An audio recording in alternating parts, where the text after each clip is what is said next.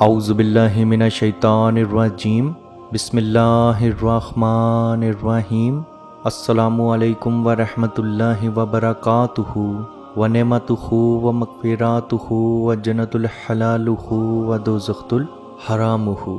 True Islamic info کی طرف سے میں آپ سب لوگوں کو خوش آمدید کہتا ہوں۔ جنات دیکھنے میں کیسے ہیں تو جنات کیسے دکھتے ہیں اس کے اوپر ایک صحیح حدیث موجود ہے۔ حضرت یحییٰ بن ابی کثیر رضی اللہ تعالی عنہ سے مروی ہے کہ آپ کہتے ہیں کہ میرے والد کا کھجوریں سکھانے کا ایک میدان تھا جس کی پہرہ داری وہ خود کرتے تھے۔ ایک دن دیکھا کہ اچانک سے کھجوریں کچھ کم ہیں تو ان کھجوروں پہ پہرہ دینا شروع کر دیا۔ پہرہ دے ہی رہے تھے کہ کیا دیکھتے ہیں کہ ایک جانور آیا جو دیکھنے میں بالکل ایک بالغ لڑکے کے مشابہت کا تھا۔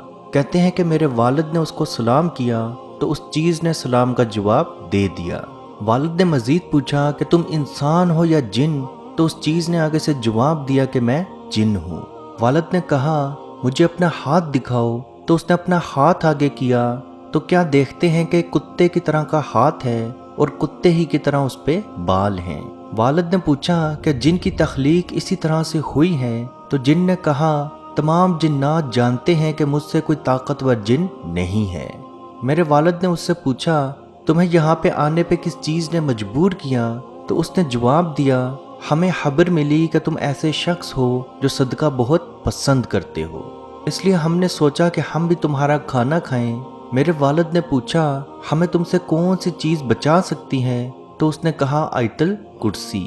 میرے والد صبح ہوتے ہی نبی پاک صلی اللہ علیہ وآلہ وسلم کی خدمت میں حاضر ہوئے اور یہ معاملہ پیش کیا تو آپ صلی اللہ علیہ وآلہ وسلم نے فرمایا اس حدیث نے سچ کہا، اور جو شخص صبح کے وقت آیت الکرسی پڑھ لے گا تو پورا دن شیطان جنات سے دور رہے گا، اور جو شخص رات کو آیت الکرسی پڑھ لے گا تو صبح تک تمام جنات شیاطین سے محفوظ رہے گا۔ نبی پاک صلی اللہ علیہ وآلہ وسلم کا فرمان ہے شام ہوتے ہی پانی کے برتنوں کو ڈھک لیا کرو، مشکیزوں کے منہ کو باندھ لیا کرو، دروازے بند کر لیا کرو اور اپنے بچوں کو اپنے پاس جمع کر لیا کرو، کیونکہ شام ہوتے ہی جنات روئے زمین پر پھیلتے ہیں اور اچکتے پھرتے ہیں۔ اس روایت سے چیز صاف صاف ظاہر ہے کہ جنات آپ پہ عاشق ہو سکتے ہیں، لیکن سوال یہ ہے کہ جنات بھی انسان کے ساتھ شادی کر سکتے ہیں یا جنات بھی کیا انسان کے نکاح میں آ سکتے ہیں؟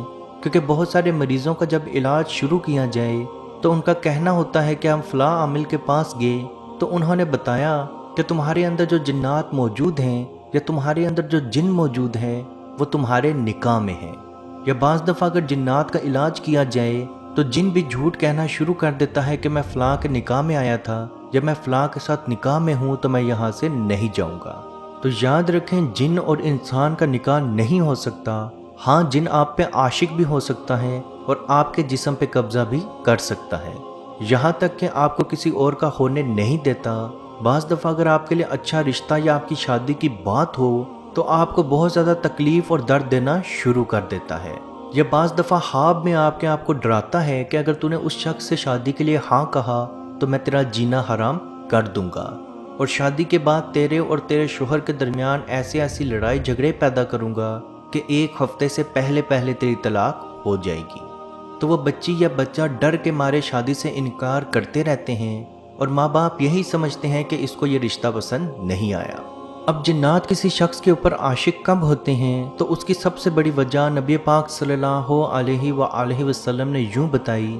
حضرت زید بن ارقم رضی اللہ تعالی عنہ سے منقول ہے کہ آپ صلی اللہ علیہ وآلہ وسلم نے فرمایا قضائے حاجت کی جگہوں پر جنات آتے ہیں، اس لیے جب بھی تم میں سے کوئی شخص قضائے حاجت کے لیے جائے تو یہ کہے اللہم انی اعوذ بک من الخبث والخبائث، اے اللہ میں شیطان جنات سے تیری پناہ میں آتا ہوں، ہاں وہ نر ہوں یا مادہ۔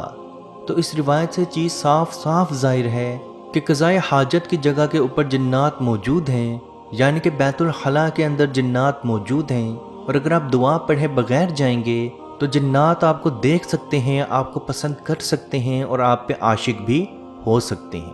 یاد رکھیں جنات بھی انسان کی طرح ایک آزاد مخلوق ہے، اور وہ آزادی کے طور پر کسی پر عاشق بھی ہو سکتے ہیں اور کسی سے ناراض بھی ہو سکتے ہیں۔ اللہ پاک سے دعا ہے کہ ہم سب کو اپنے حفظ و ایمان میں رکھے اور کشمیر کے بھائیوں پہ خصوصی رحم فرمائے اور ان کو آزادی کی نعمت عطا فرمائے، آمین۔ اللہ حافظ۔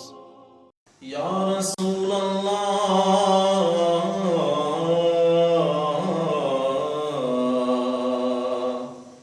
انظر حالنا، یا حبیب اللہ اسمع قالنا،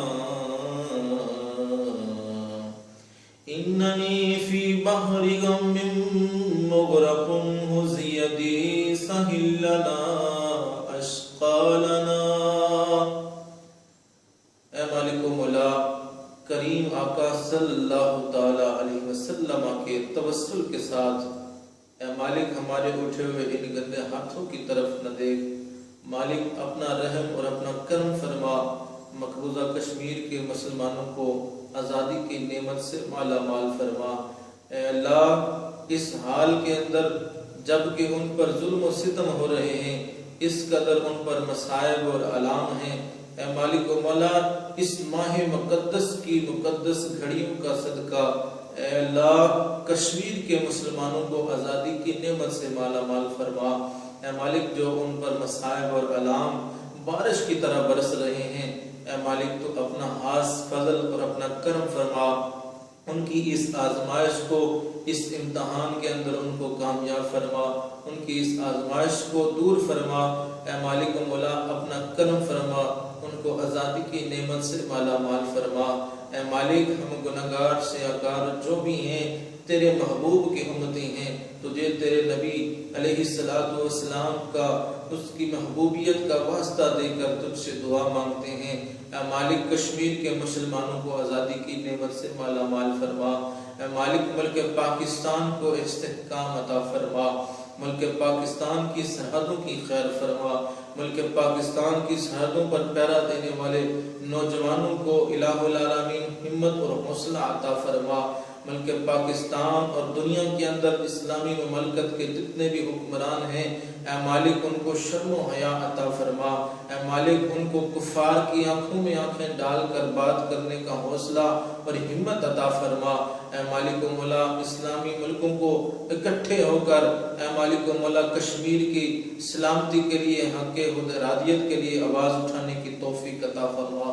اللہم ربنا تقبل منا انکا انت السمیع العلیم وتب علینا یا مولانا انکا انت التواب